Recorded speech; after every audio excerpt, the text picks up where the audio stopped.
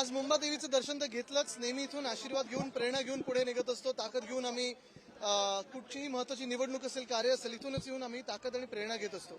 पण एक महत्वाची घटना म्हणजे गेल्या काही दिवसांमध्ये माझ्या कानावर जी येत आहे, इकडचे जे स्थानिक आमदार आहेत त्यांनी बैठक लावली होती आणि त्या बैठकीत ह्या परिसराचं ब्युटिफिकेशन सुशोभीकरण ह्याच्यावर चर्चा झाली. बरं, ही चर्चा होत असताना मंदिर प्रशासनाला विश्वासात घेतलेलं नाहीये.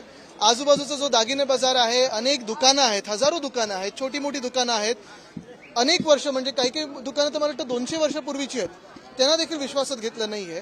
आणि ब्युटिफिकेशनच्या नावाखाली इथे जी लोकल इकॉनॉमी आहे, स्थानिक जे अर्थचक्र आहे ते बंद पाडण्याचा प्रयत्न आहे. हे कोणासाठी होतंय, काय होतंय आम्हाला माहिती नाही, पण आम्ही याच्या विरोधात लढणार.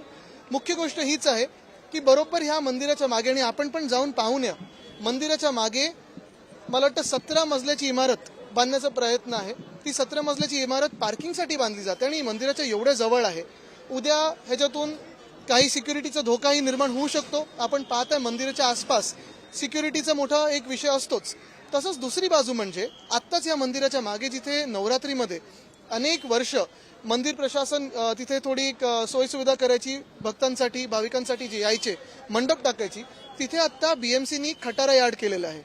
गाड्या खटाराच्या, बाईक खटाराच्या, कचरा असेल, डम्पिंग ग्राउंड झालेला आहे, मस्किटो म्हणजे आपले डास, हे सगळं पूर्ण डासाचं साम्राज्य पसरलेलं आहे. डेंगी, मलेरिया ह्याला सगळ्याला आपण पाहतोय. हे इन्व्हिटेशन आहे, आमंत्रण आहे. आणि हे सगळं होत असताना एका बाजूला अयोध्याचं पथ असेल, एका बाजूला तसंच वाराणसीचं असेल, आपण पाहताय हे पूर्ण प्लॅनिंगच्या खालती ट्रस्ट कुठची तरी घेते आणि मी एखाद्या कॉन्ट्रॅक्टरला देते. ती ट्रस्ट कोणाची असते, काय असते, हा विषय तो उद्भवतोच. पण मुख्य गोष्ट म्हणजे मला सांगण्यात येत आहे की जे मागचा शाळेचा प्लॉट होता त्याला एका दिवसात म्हणजे 24 तासाच्या आत 12 तासामध्ये त्याचं रिझर्वेशन बदललं गेलं. त्याचं रिझर्वेशन पार्किंगचं केलं गेलं. मग एक नागपूरची कंपनी आहे, त्या नागपूरच्या कंपनीचा तुम्ही शोध लावा कोणाच्या जवळ आहे, त्यांना ते कॉन्ट्रॅक्ट दिलं गेलं. आचारसंहितेच्या 1 दिवस आधी ते काम सुरू झालेलं आहे आणि एवढे झपाट्याने काम सुरू झालं की पायलिंग वगैरे झालं. मग थोडं नाटक म्हणून स्थानिक कोणतरी आमदार येतात, सांगतात आता काम थांबवा, निवडणूक आली. पण निवडणूक झाल्यानंतर मला वाटतं हा परिसर देखील त्यांचे जे उद्योजक मित्र आहेत किंवा कॉन्ट्रॅक्टर मित्र आहेत त्यांच्या घशात घालण्याचा हा भाजपचा प्लॅन आहे. त्याला आम्ही विरोध करणार, आम्ही मुंबईकर म्हणून विरोध करणार. योजनेमध्ये आता आजच पुण्यात मुख्यमंत्री असे बोलले की या योजनेमध्ये जर सरकार आमचं राहिलं तर वाढ करण्यात येईल, 1,502 होतील, 2,000 ते 3,000. मला वाटतं आत्ताच करा ना. मग सरकार आमचं येतं आणि ते आम्ही वाढीव देणारच आहोत. मुख्य गोष्ट म्हणजे आपल्याला माहिती आहे त्यांच्याच पक्षांमधून, त्यांच्याच मित्र पक्षांमधून कोणीतरी बोललंय की मतं मिळाली नाही तर आम्ही परत घेऊ.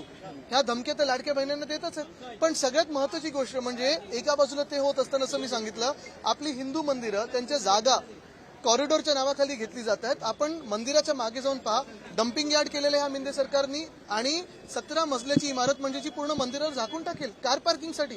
कोण आहे ते कॉन्ट्रॅक्टर, कोणासाठी हे काम केलं जातंय, का एका दिवसात सगळं बदललं गेलं, का हे कॉन्ट्रॅक्ट दिलं गेलं, भाजप का या कॉन्ट्रॅक्टरच्या मागे आहे, काही भाजपशी संबंध आहे का, हा प्रश्न विचारणं गरजेचं आहे. लाडकी बहीण योजनेसंदर्भात 199 कोटी रुपयाच्या जाहिरातीसंदर्भात जी आर राज्य सरकारने सगळ्या जाहिराती ते रद्द करून बहिणींना दिलं तर वाढीव अजून देता येईल. ते दूतांना देतात त्याच्यापेक्षा हे ना द्या. देवेंद्र फडणवीस असं म्हणतात की जे सोन्याचा चमचा घेऊन जन्माला आले त्यांना या योजना काय कळणार. ते बीसीसीआय बद्दल बोलतात का. आदित्यजी आपण पाहिलं असेल, योजना आम्ही सुरू केल्या होत्या, त्या योजना महाविकास आघाडी सरकारने बंद केल्या होत्या. त्यामुळे आता पुन्हा जर त्याला मतं दिलं, नक्कीच लाडका माझा कॉन्ट्रॅक्टर ही योजना आम्ही बंद पाडली होती आणि पुन्हा एकदा पाडू.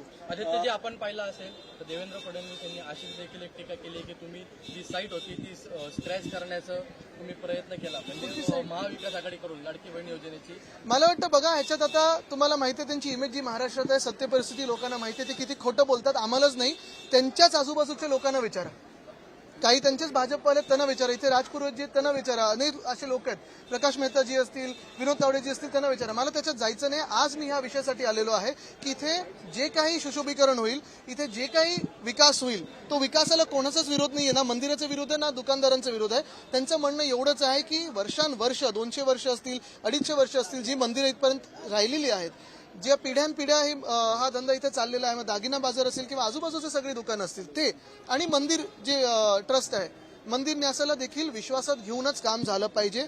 दुसरी गोष्ट म्हणजे मागचं कारपाक रद्द झालं पाहिजे. प्लिंथ लेवलपर्यंत जी बिल्डिंग आलेली आहे ती मंदिराला हँडओव्हर करा, तिथे सभार मंडप करा, तिथे मंदिराचं जे काही भाविकांसाठी करतात ते करा.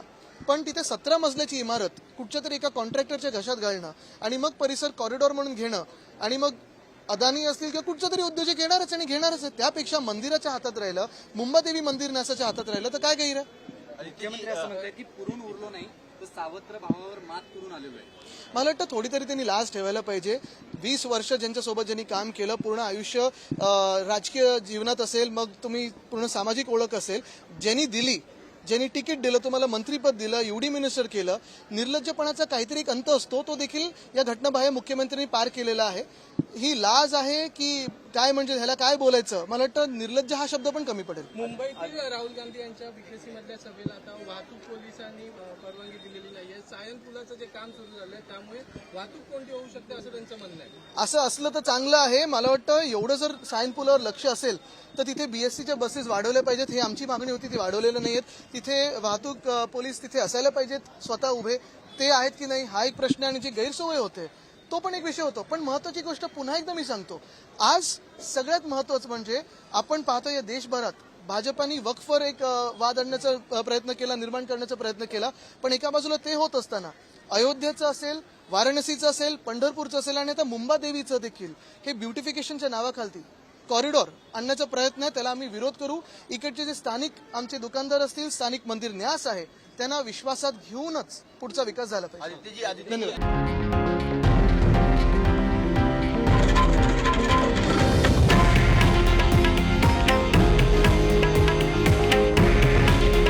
हे आहे देशातील नंबर 1 न्यूज नेटवर्क आणि आपण पाहत आहात TV9 मराठी.